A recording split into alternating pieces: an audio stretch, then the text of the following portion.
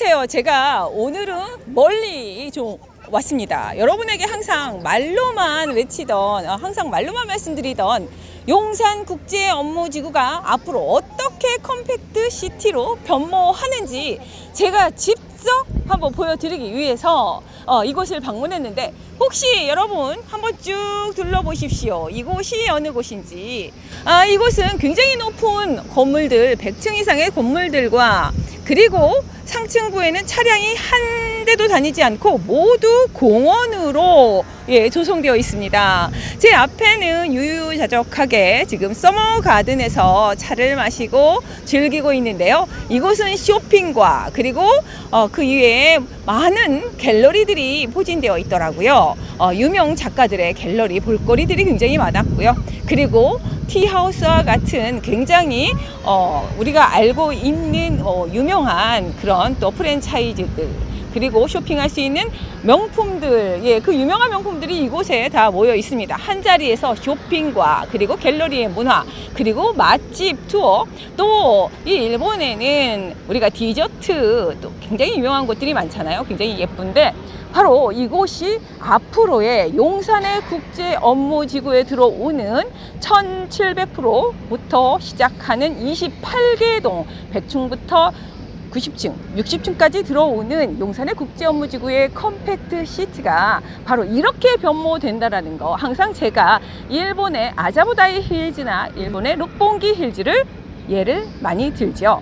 이렇게 일본에서 대표적인 컴팩트 시티가 우리나라에는 아직은 없습니다. 서울의 경쟁력을 키우기 위해서는 이렇게 아부다다이 힐즈처럼 멋진 모든 것을 다 지킬 수 있는 업무와 그 이외에 관계된 숙박시설, 그리고 관광시설까지 모든 것을 다 갖춘 이러한 도시가 바로 새롭게 탄생되는 곳이 바로 용산의 국제업무지구를 여러분 상상하지 못하시겠다면 제가 이렇게 보여드리러 이곳까지 원정을 왔습니다.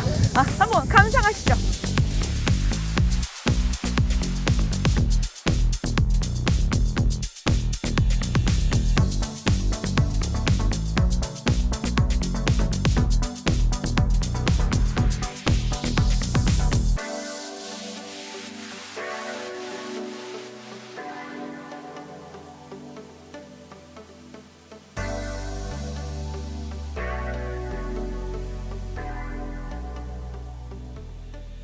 오세훈 시장은 이제 본격적으로 용산을 국제적인 도시로 만들기 위한 적어도 세계 5위 안에 드는 도시를 건설하기 위한 발판이 중심축이 바로 이 용산이라고 발표를 했고요. 2025년에 착공과 함께 이 기반 시설들이 다져진 이후에 바로 말쯤에는 또 입찰을 시작한다고 합니다. 이미 제 앞쪽으로 보이는 곳에는 지금 용산에 전자상가가 있는데요. 이곳은 이미 입찰들이 다 대기업들에게 되어져서 앞으로 개발 계획이 그냥 이미 준비되어 있습니다. 하지만 이러한 용산의 전자상가 개발은 주변에 어떻게 보면은 기반 시설들일 뿐이고요. 가장 중심축인 국제업무지구가 들어오는 용산 정비창 부지의 중심이 모두 그곳에서 시작된다라는 것. 글로벌한 한국을 만들기 위해서는 용산은 사실 꼭 개발돼야 됩니다. 물론 이 소식을 용산의 주민들이 가장 좋아하실 수도 있겠지만요. 그걸 떠나서 나라의 위상을 위해서도, 대한민국의 위상을 위해서도 이 도시는 개발이 되고, 그래서 세계의 5위권 안에 드는 그런 한국의 서울 수도가 되어야지만 우리가 계속해서 이 경쟁 속에서 살아남고 지구상의 선진국으로서 살아남을 수 있기 때문에 중요하다고 볼 수가 있겠죠. 그렇다면 우리는 이런 속에서 무엇을 좀 살펴볼 필요가 있을까요? 눈여겨볼 것을 좀 말씀드리겠습니다. 이런 원리를 아십니까? 혹시 택지 개발을 하게 되면 택지 주민들에게 보상금이 나오고, 그 보상금을 받은 택지 원주민들은 다시 그 돈으로 주변에 땅을 사게 되면서 택지 개발이 되면 인근의 땅값이 상승을 하게 되는 원리인데요. 바로 이곳에서도 그 원리를 적용해 볼 필요가 있습니다. 본 모든 사업이 기반시설이 구축이 되고 업무 중심지구와 그리고 복합시설 기반시설들이 차례차례 입찰이 대기업들에게 될 텐데요. 땅값이 지가가 어떻게 될까를 우리가 추정 좀 해볼 필요가 있습니다. 지가가 어떻게 될 것 같습니까? 토지는 영속성이 있기 때문입니다. 계속해서 이어지고 계속해서 보존이 되면서 동반 지가 상승이 도미노처럼 일어나기 때문인데요. 그렇다면 우리가 용산을 두 가지 측면에서 살펴보시는 건 어떨까 싶습니다. 용산 전체가 모두 위상이 높아지는 건 사실이지만 그 안에서도 분명히 구분되어지는 것들이 있을 것 같기 때문입니다. 그렇다면 이 업무 지구가 앞으로 개발이 되는 시뮬레이션을 생각해 보시면 좋을 것 같은데요. 이제 입찰이 들어가게 됐을 때, 기반시설이 다져지고 기업에게 입찰이 들어가게 됐을 때에 가장 비싼 지역은 업무 중심 지구일 텐데요. 우리가 지금 한참 개발을 하고 있는 삼성동 일대를 살펴볼 필요가 있습니다. 지금 현대차 부지가 GBC 타워를 한참 개발하고 있죠. 이곳에 그전에 한전 부지가 있었고요. 한전 부지의 평당가가 현대에게 얼마에 입찰이 되었을까요? 큰 패자가 되었기 때문에 아시는 분들은 아실 거예요. 4억 1천이었습니다. 그래서 우스갯소리로 현대의 임원들 분께서 이런 말씀을 하셨습니다. 너무 고가로 입찰이 되었기 때문에 한전 부지를 매입한 것이 아니라 한전을 모두 사다 드렸다고 생각을 할 정도로, 그래서 전기세를 올려야 된다고까지 우스갯소리가 있었습니다. 이렇게 굉장히 고가였었다는 사실. 하지만 이 용산의 업무 중심 지구가 지금 용적률 1700%까지 최고받게 된다고 하면은 그에 못지않은 지가가 평당가를 형성하게 될 테고요. 그리고 그 다음으로 복합 지구들, 그리고 기반 시설들이 입찰이 될 텐데요. 하지만 이곳이 모든 기업에게 기회가 주어지지는 못할 것입니다. 그렇게까지 큰 면적은 아니니까요. 그렇다면 주변 시설들이 어떻게 될까를 상상해 보십시오. 입찰에서 기회를 잡지 못한 나머지의 기업들은 주변 시설들을 매입하기 시작할 것입니다. 주변 지역의 지가들이 상승이 되기 시작한다는 것이죠. 우리가 전체적인 업무지구를 개발한 이후에 주변의 기반 시설들을 또 개발을 순차적으로 하겠다고 했습니다. 그래서 이미 용산의 전자상가는 준비가 되어 있고요. 바로 가장 인접 지역을 한번 보시라는 거죠. 그러면 도로와 진입로를 중심으로 해서 새로운 기반 시설들이 들어가야 하기 때문에 그런 곳의 지가가 가장 먼저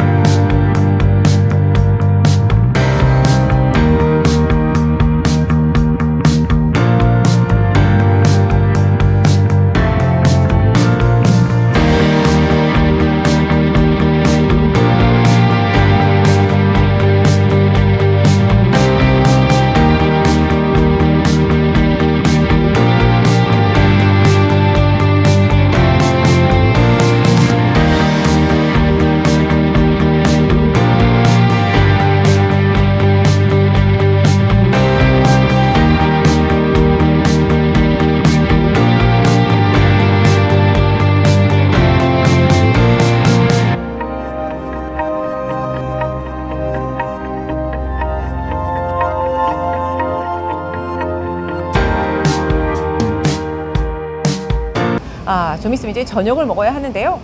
제가 오전부터 이곳의 주위를 돌면서 아직도 볼거리 할 거리가 많아서 저녁까지 식사를 이곳에서 해야 되는 상황입니다. 이렇게 볼거리, 즐길거리, 쇼핑할 거리가 많다라고 하는 컴팩트 시티 잘 보셨나요? 아자보다이 힐즈에는 굉장히 많은 갤러리들이 있습니다. 그 중에 하나였습니다만 제가 오늘 본 알렉산더 칼더의 20세기 작가로서 현대미술 작가로서 모빌에 관한 작품들이 굉장히 많습니다.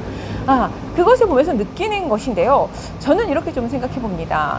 18세기 산업혁명이 이어지면서 지금까지 굉장히 많은 문명들이 발전을 했고, 그리고 이렇게 많은 문명들 속에서 그 철의 힘이라는 것은 굉장히 컸죠.